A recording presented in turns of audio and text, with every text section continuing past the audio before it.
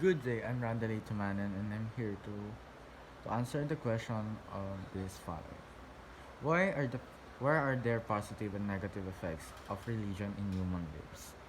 When someone has strong spiritual connection to others, a positive verbal and a deep relationship with a higher power, they are said to be practicing positive religion couples. Spiritual conflict with oneself others. And the higher power is a component of negative religious coping. Number two, how does religion influence and shape culture and society? Religion influence culture because hadrons take part in the creation of the society in which they live. They do not exist a vacuum similar to how culture influences religious practices and beliefs. Religious and religious communities exist within a particular society. Number three, as a student, how can you promote the positivity of religion to the people who are losing faith to their religion? The religion symbol they employed in celebration and their worship should be respected. Ask politely for advice on how to engage responsibility if you are invited to do so. They might be content for your to be merely observe what they do, or they might recommend certain things for you to partake in others to avoid. Hi, my name is Urbaniel Artis, and I'm here to answer the three questions for the summative assessment, week three. So, number one is why are there positive and negative effects of religion in human lives? It is for me. It is about the way they think, the way they, um, you know, think about religion. Because of their thinking, it creates and it molds positive and negative effects about religion, and by that it affects our lives. But for me, since I'm a born again Christian, it is about faith on believing to our God on or what type of God you believe in. So for me, it is just about faith and its elements. So if you follow that, and if you perfectly execute all the elements or followed it, well then good for you, because you are very religious, and that is positive. Negative is that you try to convince or force someone because you want them to be, part of your religion. That is, I think, a red flag in religion. We don't force people to believe into our God. It is for me, it is the God that will make them think that they need the help of our God. So simply, it is about their way of thinking. It is about their um, mindset about religion. So yes, that is my answer for the first question. Let's proceed to the number two. How does religion influence and shape culture and society? For me, simply again, it is about the belief system, because we have diverse religion in the Philippines. We have Muslim, we have the Christians, the Catholics, the INCs. So in that particular type of religion, of course, we have the belief system. So it influenced because of the belief system that we had. It influenced and encouraged people to shape and make a new society and culture, to be presented in public, to show that they believe in something, they follow something, and to create rules also to be respected by the people of the country. So that is my answer for the number two.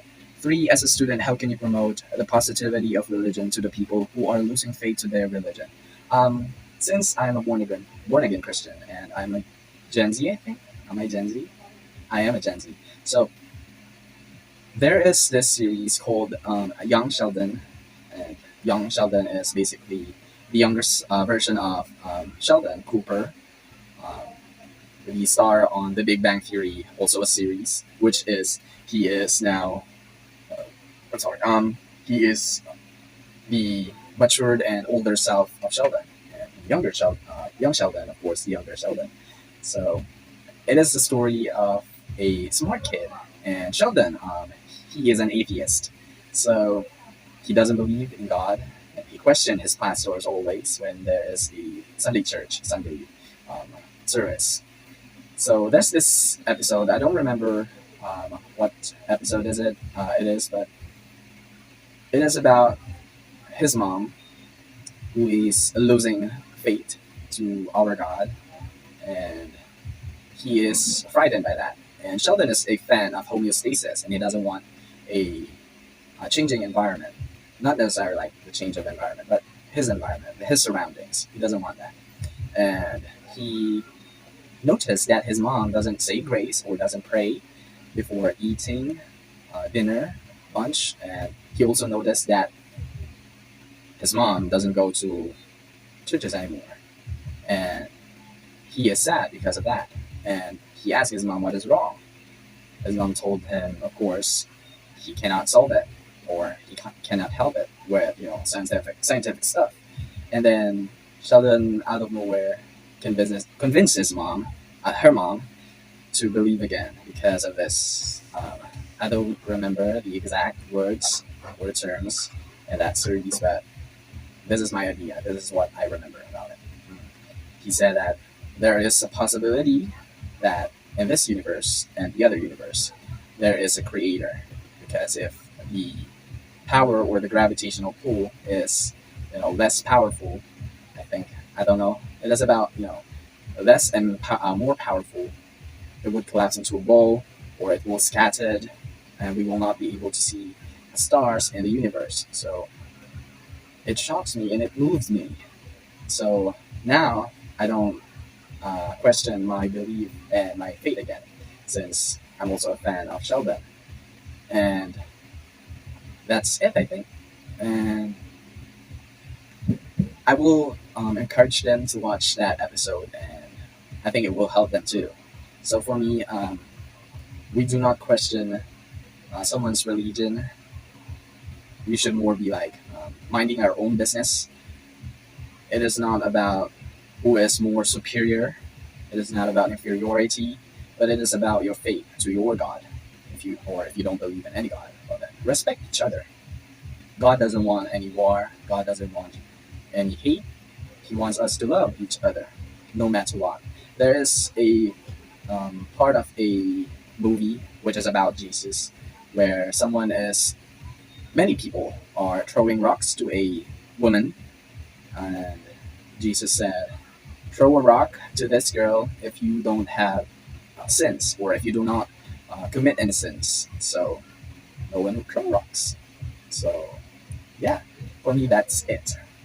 Do not question or do not disrespect someone's religion just because you think you are superior. Respect and spread love if it is necessary. And that is necessary for me. And that's it. Thank you.